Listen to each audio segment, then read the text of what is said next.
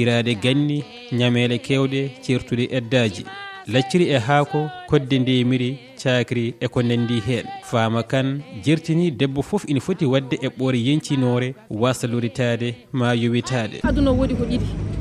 ko ceerno mo wiyanno ko wodi aduna tan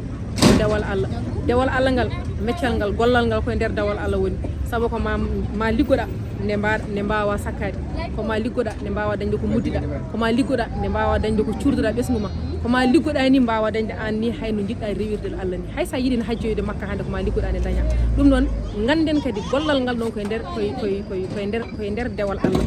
jeeya. Fama Mbaye o debbo na lanki holliti ɗe ñamele potani welsidede gaga ɗum ni debbo yo daro waɗa gollal jencinowal. oɗo suppu kolce mo waɗi fayanne nde ɗo badde kolce so debbo ne yara ɗum no moƴƴi e muɗum ene tinna ɓandu debbo o waɗni men laccire haako ene moƴƴi ne waɗi effet mo ganduɗa nene hen yimɓeɓe mbawta ɗum famde vitamine uji gonɗi hen ɗi ene kewi ne tawno haako toujours ummoto koye ñebbe te eɗen gandi ñebbe hol effet gonɗo hen laccire haako so debbo woni ɓesɗo no moƴƴi e muɗum ene rokka ɗum kosam kadi ene hecciɗina ɓandu debbo kono conseil kala debbo ɗo wawi wonde yo wat feere watta consomde laccire haako sa debbo noon e sa gorko foof gande haako ne waɗi cellal nde tawno haako ɗo ummiɗo ne hecciɗi ɗum waɗi saɗa ñaama ɗum an e hoore ma sentir ene rokkuma hayten ko jiiɗon ɗo e nde ɗo hirde ko jiiɗon ɗo e pewje ko jiiɗon ɗo e kala ko jiiɗon ɗo en hannde gande ko ujunaji 5 ujunaji 4 e temedde 5 addu ɗum noon biyo ina faɗa ha daña ha heewo biyo ina faɗa million ngaji biyo ko ma daña ko mawnine waɗa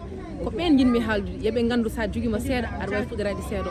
sa joguima seeɗa aɗa wawi mawnide seeɗo saɗa joguima seeɗa so tawi tan aɗa jogui stratégie aɗa jogui no mbawɗa organiser ade andu seeɗa o ma liggo hen ma suura hen ma ɓamta hen ma suur hen hay takkiɓe ma e taariɓe ma. Pulaar wi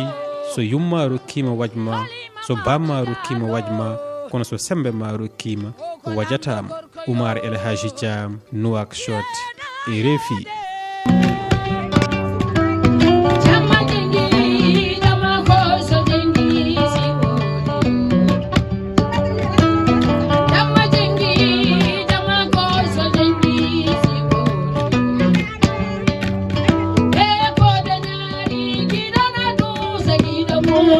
Lord.